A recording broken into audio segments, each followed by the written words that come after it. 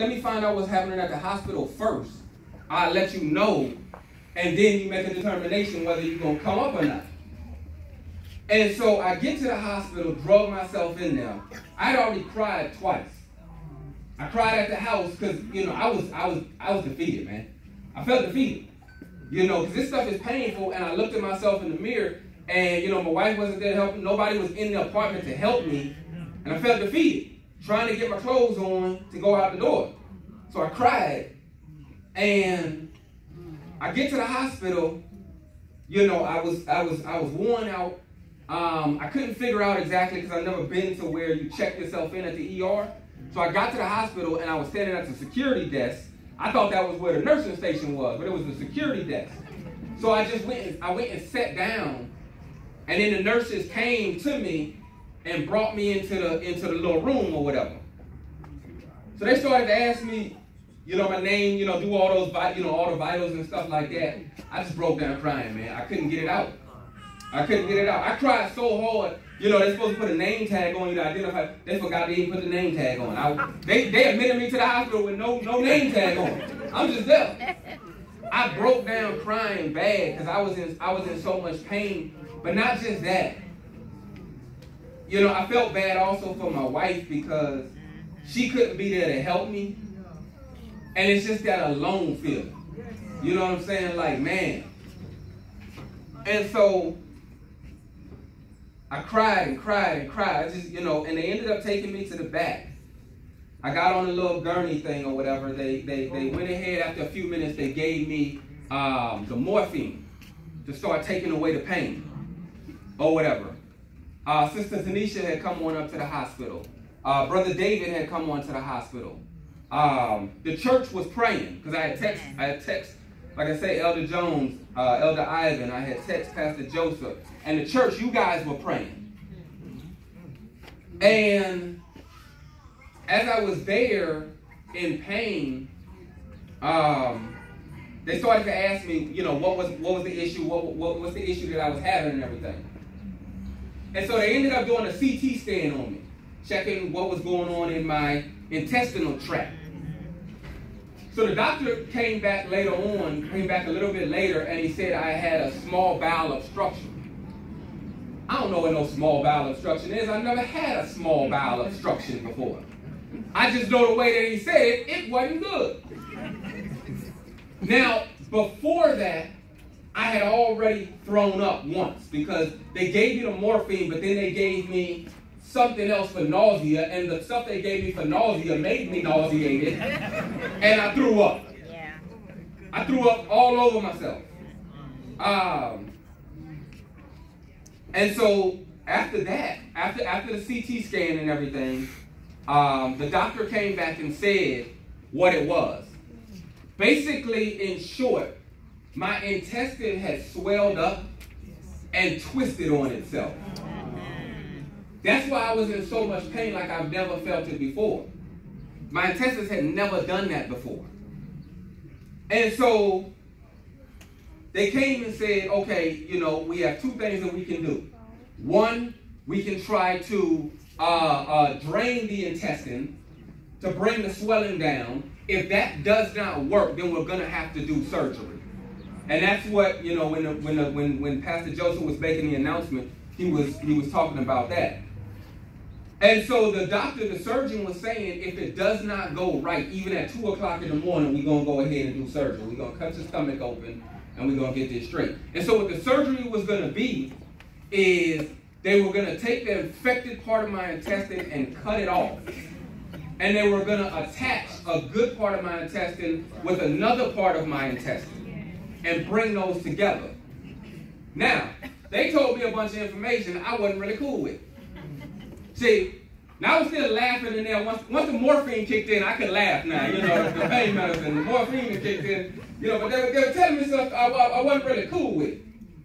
And so they said if they do the surgery, there's still a chance that down the line it could twist again, re-tear. They have to go back in. But then also they were saying I would be out of everything for 6 months, a 6 month recovery. And I would have to walk around with a colostomy bag for 6 months. Listen, folks, I'm 36 years old. I ain't trying. How can I be cool with a colostomy bag? Hold on, y'all. I'm about to go hang out. Let me grab my colostomy bag. You know what I'm saying? I can't be cool with no colostomy bag. I'm 36. You know, for those that don't know what a colostomy bag, you use the bathroom in a colostomy bag. You know, and you walk around with this thing, and let me, you know, what if I forget it at home? You know, and just like I tear the thing because it's, you know, inserted in me. And so I don't want no colostomy bag, so I don't want no surgery. This is my testimony. Get your own. I might have been cool with the bag, I wasn't. So the other thing that they do, they do this thing first. They took this tube, and this tube was called, I pulled it up here so I could give y'all the scientific, because I'm into theology. I don't know nothing about this stuff. And so it was a nasogastric tube, an NG tube. So 3 nurses came, 3 or 4, because they got to hold you while they do this thing. They said this is gonna hurt, and I said how bad? They said, man, I can't make it no play of it. This is gonna hurt. It's gonna hurt. Oh, it ain't hurt. So they gave me water to drink at the same time because it's got to go down your throat and into your stomach. And so they take this NG tube and they stuck it in my nose, in this nostril right here. I sent some of you guys the picture. They stuck it in my nose, down my throat, and into my stomach to start draining the stuff. When I tell you that thing hurt, man, it hurt. Now, I do a whole lot of, my little Adam's apple is kind of big, and so it would tap up against my Adam's apple constantly. And so it made swallowing hard. It made anything hard. It was painful, y'all. It was painful. They continued to give me morphine and everything like that. They said we're going to have to admit you into the hospital. They said if we do the surgery, I would likely have been there until Friday. But the prayers of the saints. Amen. Amen. And so, instead of at about all night, the hospital is not the place to go to get no rest. That is not the place to get no rest. And nurses in there all the time. I'm all exposed in my little gown, and stuff like that. Man, come on. Here's the funny thing. Because I couldn't give them all my little cards that I have right here. So Sister Tanisha was there, and she gave my stuff to me. So instead of giving them my insurance card, she gave them my pastoral card at first. Right? Just put you on blast a little bit. So she gave them my pastoral card, and they was like, we're running this, but this ain't no insurance. Because it ain't no insurance. And so, but by giving them that card, or my name tag, when they eventually gave me my name tag on my wrist, it had on their pastor. It's funny how people treat you when they realize there's a title with your name. It's funny, man. Cause look, the nurse, man, one nurse came in, she was just as rude as can be. I'm about dying here. The nurse was just as rude. And so I would ask her for ice chips because, man, my mouth is parched. I can't eat nothing. I'm over it. I was actually overdoing the ice chips because I was hungry. I hadn't eaten since Friday, and they was telling me I might not be able to eat until like Friday again because of everything that was going on. And so I'm like, I'm about to OD off of ice chips then. And so they would bring them to me, but they started bringing them more sparingly. And I didn't like that. I need more ice chips. But by me continuously eating ice chips, it was going to keep the tube in me even longer. Because the tube was to drain everything out of me. And so what would happen is I would eat the ice chips, it would go down and poof, come right back up. Yeah. Everything would come right back up. And so they needed to get everything out of me in order to say, okay, you're good to go, or whatever, you don't need the surgery. So I just thought this young lady was just as rude as can be. And so the funny thing is, and she was a hint of rude. I'm not fronting on that. I'm not lying on that.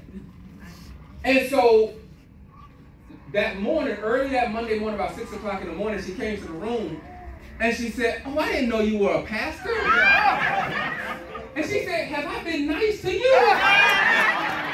I'm like, are you serious? I'm like, are you serious? Boy, something like that. So thank you for giving them the wrong call. Because it's just amazing we treat people a little differently when we realize they got something with them. It's not supposed to be like that. We all in the human struggle together. And so now everybody that wanted to come in, they're like, oh, are you a priest? Are you a clergy? Before I was just old patient number. You know, now I'm pastor such and such and now. And so the doctor comes in early that morning, early Monday morning, and says to me, you know, goes through everything or whatever, and says, you know, we're going to see how things go. Some of the things have been drained out of you. They did another x-ray that morning. They actually did, I'm sorry, this was Sunday morning then. They did another x-ray Sunday morning and to look at things or whatever. And they said, we're gonna leave the tube in until the afternoon. And if it doesn't clear up, then we'll take the tube out, you know, we'll go ahead and do the surgery or whatever. At that point, I was fine with the colostomy bag. I ain't even gonna lie. Just get this thing out of my nose, man. Because what it was doing, it was giving me a pressure headache also. Because of the pressure it was having on my nose, it was making my throat sore. My throat was actually sore for a few days after they took it out. My nose was still bleeding a little bit, and I was spitting blood. And so, I'm going to tell y'all how I got to all this in a second. And so, so when they told me that, I was like, okay, you know, because I already kind of had it in my mind, this is going to be in for a little bit. So later on, about 11 o'clock in the morning, the surgeon comes through. And I guess she had already looked at the x-rays. She saw the amount of fluid that had been drained out of me. And she said, I'm going to go ahead and take the tube out. Praise the Lord. Get this thing out of me. Praise the Lord. Get this thing out of me. And so that's when a number of people in the church had gotten a text from me saying, you know, things are progressing. They're taking the tube out or whatever. And at that point, the surgery was off the board. Unless I would have declined again, the surgery was off the board now. Major blessing. And so I was nervous about the tube coming out because the tube hurt going in. And so they said, and when they put the tube in, I threw up consistently, just kept throwing. And they put it in, and then about an hour later they realized they needed to put it down 5 more centimeters. So they had to come back and shove it down a little bit more. And so the thing hurt. So I got PTSD now from this thing. And so when she said we're going to take it out, I'm like, oh boy. But she assured me it doesn't hurt coming out like it does going in. Right. You know, a lot of times when we're going through that thing, it's like we're going through it and the pain is there. But when we get on the other end of the pain, we're like, oh man, it wasn't really that bad as it could have been. And so when I get to that point for it to come out, she said it's not going to be that bad. So she grabbed it, she took the tape off of it, and she just yanked it out. I'm like, oh snap, that wasn't that bad. That was all right. My throat was sore, my nose was swollen. Now we had to get to the point of just making sure my bowels were working right. So they gave me a clear liquid diet. I'm not built for a clear liquid diet. I don't want just teas and waters and clear juices, and I need food. Let me get food, I'm hungry. And so they gave me these clear liquid diets. They saw all day Sunday I was able to stomach the clear liquid diets.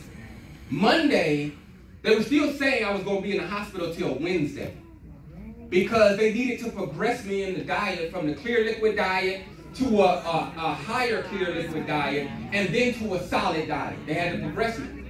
However, come Monday morning, they still gave me clear liquid diet, and then they gave me for dinner, they mixed in some extra things that were a harder clear liquid diet. I was thankful for that. And so, I'm going to be here till Wednesday. So the nurse comes, and she's like, I just overheard you're about to be discharged. And I'm like, what? Are you serious? So I'm excited. So let me throw off this gown. Let me put on some real clothes. My brother had grabbed some clothes from the apartment and brought the clothes up there. And I put on my clothes and I was ready to go. Mind you, I was supposed to be there possibly with the surgery till Friday. So the blessing was then, now no surgery, supposed to be there till Wednesday. So now Wednesday, now I'm getting out on Monday and feeling just as good as can be.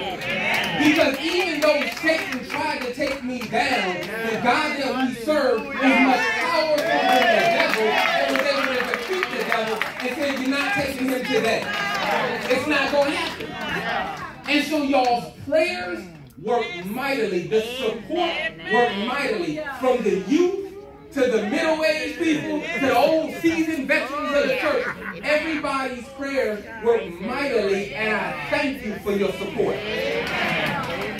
Now, I want to share this with you. I want to take a few more minutes. While I was in the hospital, Brother David had come to me. I'm going to tell you how I got to this point. I'm a person, I'm pretty honest when it comes to transparency. I'm pretty transparent with stuff, with my life and all. And so I hate coming to church and we all wear a mask. I hate it. It frustrates me. Because this is the place of sinners that we're supposed to be able to come together and get strength off of each other. But there's so much infighting between each other, so much division in churches, and it does nothing to where we can really come and lay before the throne of grace. I dislike masks. And so Brother David had come. I didn't know he actually, I don't know, did y'all know he wrote a book? Yes. Oh. I didn't know Brother David wrote a book. And so he brought me this book, and I was looking through it, and he actually, I'm not going to read this whole poem, just 3 paragraphs of it. It's called My Mask. It says, who am I? Why am I here? This is the question that most of us may ask. The reason you need an answer, you are just tired of wearing a mask. Can someone please tell me, who am I? I would like to change and be myself. It is so stressful not having an answer. This is not good for my mental health. The mask that I'm wearing may not be a true representation of me because I don't know who I am. I'm not sure who you expect to see. This cover I keep over my face is to make you think this is who I am. Not letting my real attitude show appearing to others like a lamb. Wearing a mask 24 hours a day is not an easy thing to do. To take it off would give someone the opportunity to look at you. I'm afraid of who they may see. I may no longer have a friend. It will be hard to put on the mask and start all over again. In church, we wear masks all the time. We run and we talk behind each other's back. We gossip. We lie to one another. We don't confront one another. We work through agendas as opposed to let's come together in brotherly and sisterly love. Can I be real honest with you guys? I'm going to be real honest with you guys. I allowed stress to get the best of me. The stress that I'm talking about is last week when there was all this stuff with the sweatshirts, I let it get to me. I couldn't shake it. You see, typically what I do when I stress is I have outs. I have these outs in place, and these outs help me to channel my stress somewhere. But I could not shake everything because there was a lot of back and forth. See, I didn't just deal with this thing on that Sabbath. I dealt with it from that Friday and the entire week last week. Because there was one thing after another thing after another thing. And I was hurt. Because certain things were said, instead of coming and asking me, certain things were said, and then they were brought to me back door. And I'm a brother and sister in here with y'all. I love you guys. You guys say you love me. You pray for me. Come to me. I'm I'm approachable. I'm very approachable. I don't walk around with an attitude. I'm a corny individual. You know, I like to laugh and I like to joke, but I dislike masks. And I just want us to be honest with each other. You see, I feel we can really have church when we start being honest with one another. We come into church and we worry about this and we worry about that, and we don't say anything to people. We run and we go tell other people, and we do this and we do that, instead of just bring it to the people. There's a principle in Luke 18 that says if you have a problem with your brother, confront your brother. And if your brother isn't willing to hear it, then don't bring somebody else with them, an elder, to help them. If they don't hear it, then bring it before the church. And so we tend to, all of us do it, we tend to pick and choose what we want to follow or what we don't want to follow, and we don't realize we hurt our brothers and sisters who are just trying to make it in this world. All of us are trying to get to the kingdom, but it's like we pull out our pistols and we shoot at each other in the church for some reason when we all trying to get to the same destination. All of us. And I was stressing, and I allowed it to get to me. My flare-ups come when I stress, and I don't relieve that stress. And it hurt me, man. I was hurt last week. Even from my prayer when I prayed last week. And I'm being honest with y'all because, like I say, I don't like coming to church and being dishonest. I don't like coming to church wearing a mask. This is part of my testimony of who I am. This is who I am. That's why we like I love church. I love the Lord. The young people love the church. They love the Lord. But a lot of times it's just they're ostracized. They're put aside. Their voices are not heard. Anything like that, and they get shoved away. And what I'm doing is trying to stand for those people that don't have a voice. But what happens is I take a lot of hits, and people aren't coming to me with the hits. Instead, they backdoor me. One of the things about the street that I love, the street, for the most part, folk keep it real. They don't like you. They're going to come up to you, my dude, I don't like you. Straight up, I don't like you. They're not going to run and tell somebody else. They're going to tell you, and you're going to split up, you're going to handle it, you're going to do what you're going to do. And so, I'm a person who lived that life, the street life. I respect when people come to me and talk to me. Just like if I have any issue with anybody, I want to come talk. That's all I want to do. And it's talking with the intention of, let's come to a middle ground, all for the glory of God. That's it. That's it. I couldn't shake this thing last week. I could not shake this thing last week. Because for some of you, you may not understand. One thing led to another thing, to another thing, to another thing, to another thing. It was several different things that just kept coming out and kept coming out. Even when I was laying down at night trying to sleep, I couldn't get it off my mind. And it hurt me, man. I was honestly hurt to my core. This is my first time in a pastoral, leading in a church as a pastor. I know how the church is. I grew up Seventh-day Adventist. But it's difficult when you're actually in that situation. It's difficult. And so, I just want to say, church, whatever mask that you're wearing as an individual, let's take them off. Let's take them off. Because when we take those masks off, we can really begin to have church. That's when your praise will sound different. Your testimony will be more powerful. Your conviction will be more powerful. But we have to take off those masks that we hide behind.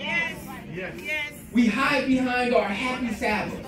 We hide behind our suits.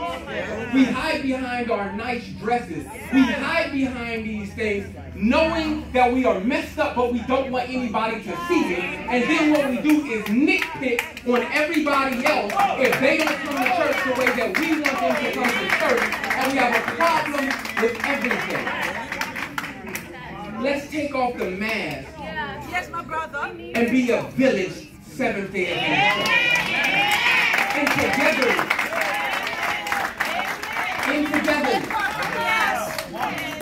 You see, if I take my hand, I have a finger here, a finger here, I have these fingers. But if we come together, the mighty blow that we can strike Satan with, if we come together as a church, and stop the victory. If we have a problem with anybody in the church, now is the time to confess it to that person. I have a problem with you. Let's work this thing out for the glory of God. Because there's no reason any of us should fall victim to stress or be in the hospital because of situations that are stemming in the church. This is a house of God. But some of us don't even want to be in the house of God because of all the fighting that goes on in the church.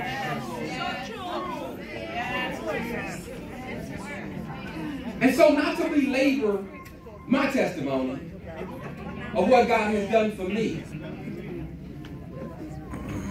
my simple appeal to you, Village Seventh-day Adventist Church, my simple appeal to you, I don't need no music, I don't need nothing. My simple appeal to you and to me is to take off the mask. Take off the mask. Take off the mask. When we do that, that's when our relationship with Christ will go to the next level.